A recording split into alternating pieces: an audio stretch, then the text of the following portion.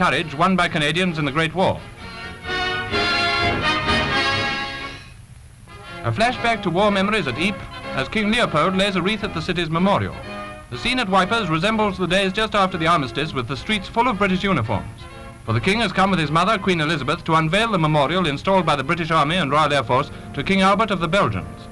In the collegiate church, the beautiful Oriel Window commemorating one of the heroic figures of history is revealed.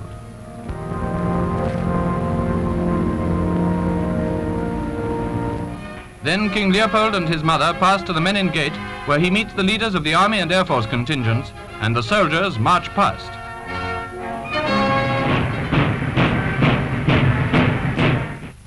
Christened Empire Day by Lord Strabogie, a new speedboat is given its preview at Slough.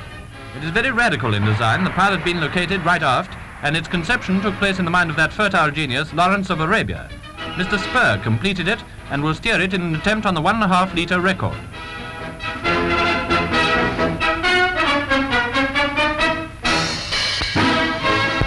Another offspring of Empire Day is the new Mauretania, for the keel of the big Cunarder was laid on the 1937 anniversary. At present on the stocks at Birkenhead, she will be launched in July, and she'll be 33,000 tons as against the 32,000 of her namesake, the most famous liner ever to ply the Atlantic. The Empress of Britain brings the rancher Earl of Egmont to England, and with him on deck is the Countess, now on his left, who has never been in a big ship or visited Britain before. Born on the prairies in Canada, Lord Egmont succeeded his father, who had established his right to the title by a lawsuit. And this, Alan, is the old homestead, Avon Castle in Hampshire. Looks a nice change from the prairie. Whether his lordship intends to dispose of it or not remains in doubt. But what's your news? Down at Lambourne, there's trouble in the stables, where the lads are striking for more wages. The Union Jacks have nothing to do with it. They're for Empire Day. The situation, so far as the horses are concerned, is saved for the moment by the arrival of girls from a local riding school, who exercise Mr. Templeman's string under his watchful eye. From another fence, the strikers also watch, in no way disconcerted, it seems. Freddie Fox has left his retirement to help with the training, and police are on duty to see that there's no dirty work. 8th week at Oxford, and since the Dark Blues won the boat race, the question of who goes head of the river becomes an important rowing distinction. The idea is to bump the boat ahead of you. If you do, you take their place on the next day. It lasts for 6 days, and the best crew on the river this year is Trinity, who, having made 3 bumps, start on the 5th day behind Balliol and New College. Here, Trinity have bumped Balliol, and Magdalen, coming up behind, are bumped by another successful crew, St. Edmund Hall.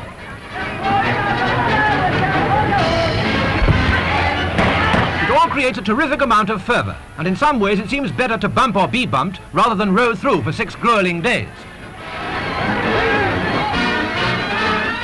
Peter Kane, now grown to bantamweight class, is going after the big bantams. On June the 2nd at the Liverpool Stadium, he will be fighting the new French champion, Bernard Leroux.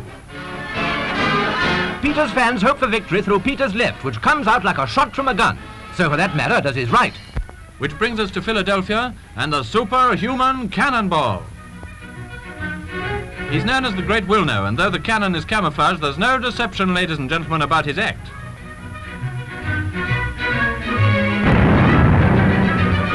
Right over the 2 wheels, and just to prove it's no fluke, he'll do it again. Every time a coconut, that's why he wears the crash helmet. Now once more, this time in slow motion. So now you know what happens if you should ever be shot out of a gun. Fortunately, the gunner has the range of the net, so the Great Window always has a happy landing. It's nice work, in fact, if you can't get anything better. Dueling is more dangerous. An old-world Paris garden is the setting when Henri Bernstein, 62-year-old dramatist, fights Edouard Bourdet in the white shirt, administrator of the Comédie Française. Rapiers for 2, coffee for 1 is the idea, and all because Monsieur Bernstein didn't like the way Monsieur Bourdet was rehearsing his play Judith. I don't suppose you've ever seen a real duel before, even on the pictures. I certainly haven't. Both men fence warily despite their rage, for it's a very serious business. I suppose if all arguments were settled like this, there wouldn't be so many arguments.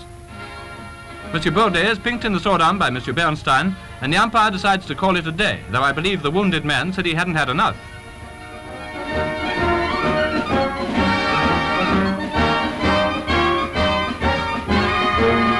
But as for Movietone's cameraman and the other photographers, they're satisfied they've got a good news picture. There is, of course, a lighter side to Paris life. One example is the glittering procession of illuminated floats from the Champs-Élysées to the Place de la Concorde. The parade marks the opening of the Paris season, and nobody having accused the authorities of putting on the show in a slovenly manner, there are no jewels to follow. Actually, one can easily imagine the raptures of thousands of Parisians crowding the boulevards to watch this brilliant spectacle. From lights to flowers, the Chelsea Flower Show offers to the public its annual array of early blooms, and where is the Englishman or Englishwoman who doesn't glory in their garden? First among their people, the King and Queen tour the show and admire the latest achievements of the horticulturist.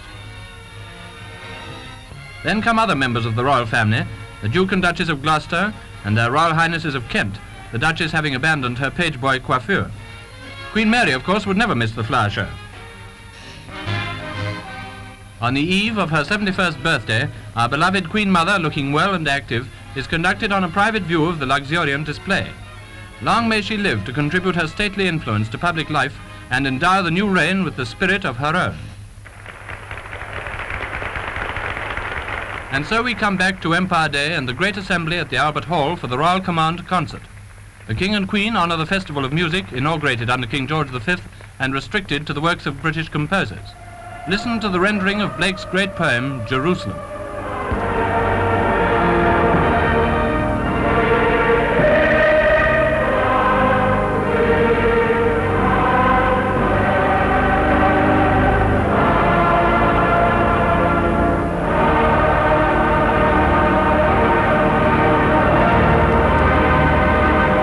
I will not cease from mental fight, nor shall the sword sleep in my hand, till we have built Jerusalem in England's green and pleasant land.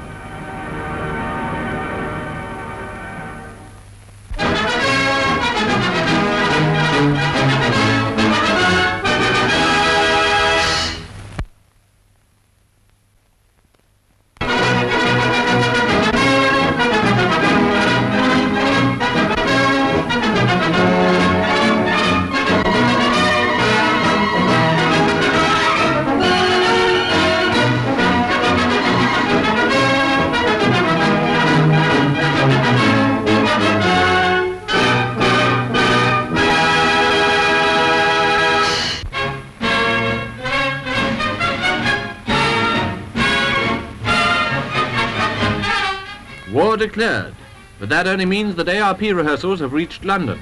In Kensington, the locations where bombs have dropped are communicated by phone to the Central Bureau, and quickly the ARP squads get away to their appointed jobs. Incendiary bombs have to be extinguished with all rapidity before the fire spreads. The decontamination units have to deal with mustard gas, and the Red Cross carry on their work of mercy among mock casualties.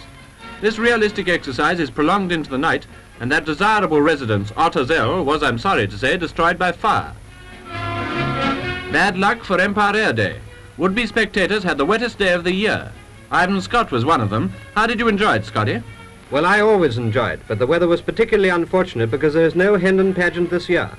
The new Air Minister, however, refused to be depressed by the conditions.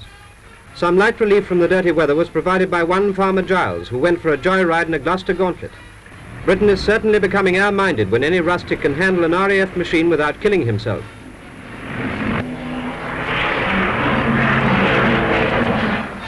Or would you say that the RAF has started acting?